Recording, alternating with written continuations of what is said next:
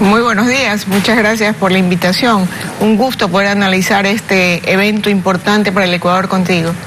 Ecuador llevó una propuesta a esta cumbre, una propuesta que amplía en 60.000 kilómetros la Reserva Marina de Galápagos, y ya no son entonces 138.000 los kilómetros protegidos, sino 198.000. ¿Por qué es tan importante esta acción?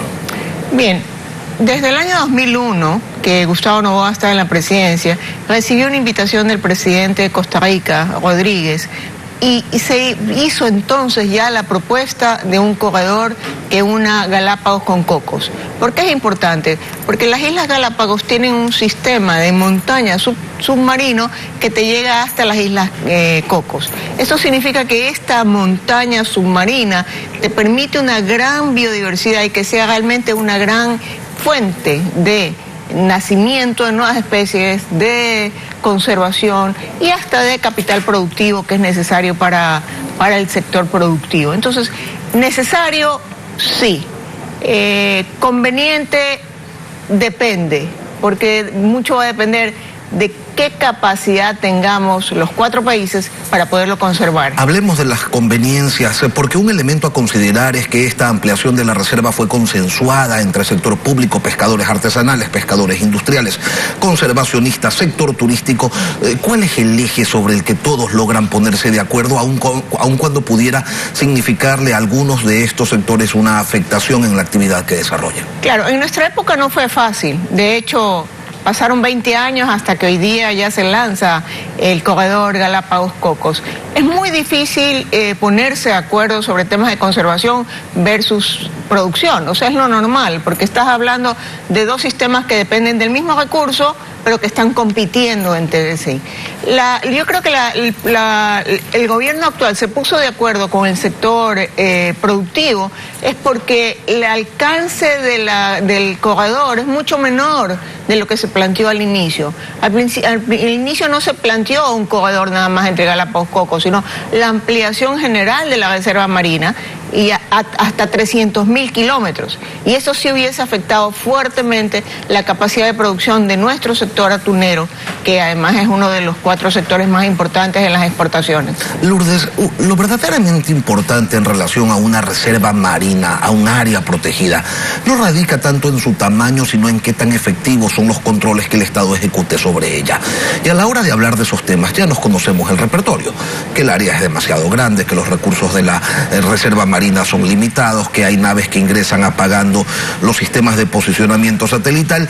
¿Cómo se afronta esta dicotomía de mucho territorio protegido pero poco control? ¿Por qué no ha funcionado antes? Porque faltan recursos. Yo creo que la clave del punto ahora es que ahora se lanza una iniciativa que dice: yo estoy haciendo mi sacrificio como Ecuador. Yo puse de acuerdo a todo mi sector productivo en un corredor. Ahora, mundo, ayúdenme a conservarlo. Y ahí vienen los recursos que tienen que ser utilizados con los mejores sistemas que existan, satelitales, digitales, para poder evitar que haya invasión sobre el corredor, sobre la reserva marina actual, que después de todo no es solamente temas de conservación, Lenín. Aquí también estás hablando de temas de seguridad nacional, temas de narcotráfico, temas de contrabando de combustibles, y todos esos elementos deberían de ser un plus para que todos los ecuatorianos queramos que funcione el sistema. ¿Y cómo funciona esto del canje de deuda a cambio de conservación que fue planteado por el presidente Guillermo Lasso en Glasgow? ¿Qué tan factible es? ¿Cuánto se podría canjear? Ya lo hizo Ecuador. En 1992 tuvimos el primer canje de deuda por naturaleza, que era Fundación Natura, para su programa de educación para la naturaleza. Pequeñito, 10 millones de dólares creo que eran, pero en este momento se está lanzando el Ecuador para decir: canjeemos una gran parte de mi deuda. Por ejemplo, 1.100 millones de dólares yo los ofrezco para que alguien lo compre a un valor mucho menor de los 100 millones de dólares que están en papeles, y la banca, que ayer hemos visto que el Credit Suisse, que el Morgan, o sea, los Goldman Sachs, o sea, los 4 más grandes estructuradores de proyectos financieros del mundo, han dicho: yo quiero participar. Ese yo quiero participar va a significar que ellos van a emitir créditos para que se pueda comprar a 800 millones de dólares los 1.100 millones de dólares. Ahí va a haber una utilidad de 300 millones de dólares que lo van a utilizar como el fondo de manejo, conservación, investigación, protección del corredor de biodiversidad. Ahora, usted hace referencia a un caso exitoso de 1992 y con un monto chiquitito, ¿no? 10 millones. Pero también tenemos un antecedente, en cambio, que es muy negativo, porque en el 2007 se lanzó la iniciativa Yasuní-ITTI que buscaba conseguir 3.600 millones de dólares en 13 años. Y después de 6, cuando se dio por finalizado el proyecto, se habían recaudado apenas 13 millones de dólares. ¿Qué es lo que se debe hacer para que un proyecto de este tipo no fracase nuevamente y no haya un presidente diciendo fallado? Claro, no, el mundo no nos va a fallar ahora. Tengo la absoluta seguridad de que no va a ser igual, porque en ese entonces el mecanismo era no sacar el petróleo debajo del suelo. Es diferente a, existen los recursos en la reserva marina y no es que no los vas a tocar. Va a seguir siendo utilizado para turismo, va a seguir siendo utilizado hasta para la misma industria pesquera, porque de ahí van a nacer muchos de los recursos que la industria pesquera va a utilizar. Entonces, yo creo que el modelo de Yasuní no es el mismo que el modelo de las Galápagos.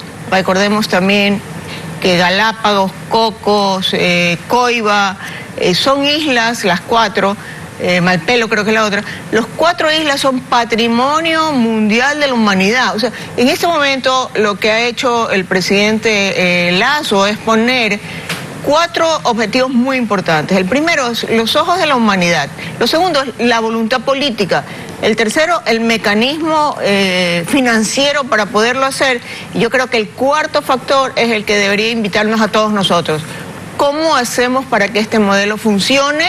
Que la industria pesquera también se sienta aventajada, que mira, en este momento la industria pesquera nuestra, tunera, tiene una gran oportunidad de decirle al gobierno, yo estoy haciendo un sacrificio, pero ustedes como gobierno defiéndanos de la flota del oriente.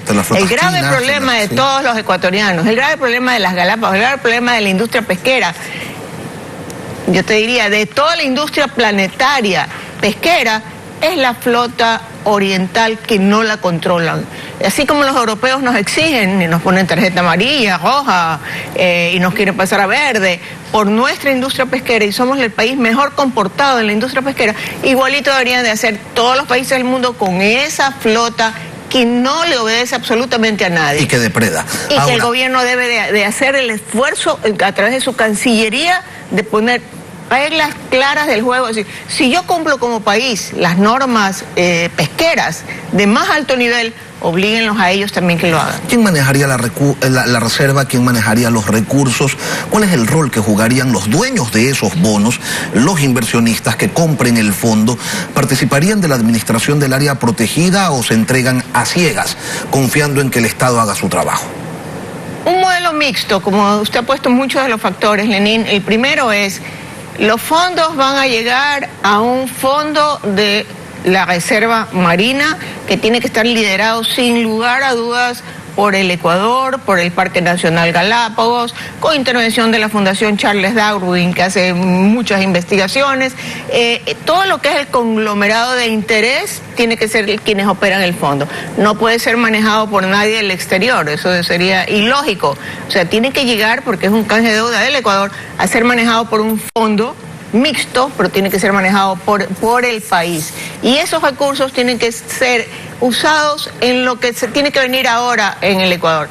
Lo próximo que tiene que hacer el presidente, ojalá que lo más rápido que pueda, es firmar el bendito decreto de la Reserva Marina en papel y luego ordenar a su ministro del Ambiente que no se demore como se demoran las licencias ambientales, que es una barbaridad en el Ecuador. Y que saque rápido un reglamento. Que saque lo que se llama el plan de manejo de la reserva marina nueva, de forma de que ojalá en 6 meses, porque esto se estudia demasiado, Lenín. Yo le estoy hablando del 2001, cuando Elizabeth Odio, que hoy es la presidenta de la Corte de Derechos Humanos de América, cuando Elizabeth Odio le propuso como ministra de Ambiente al presidente, no vamos a hacerlo.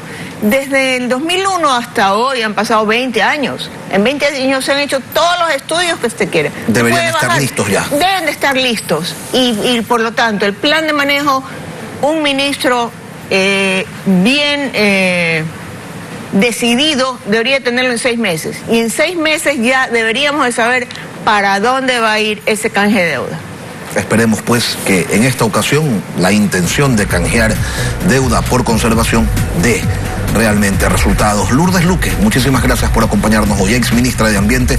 Gracias por estar aquí en Contacto Directo. Un placer estar aquí con uno de los mejores barcelonistas que tiene el Ecuador. Muchas gracias.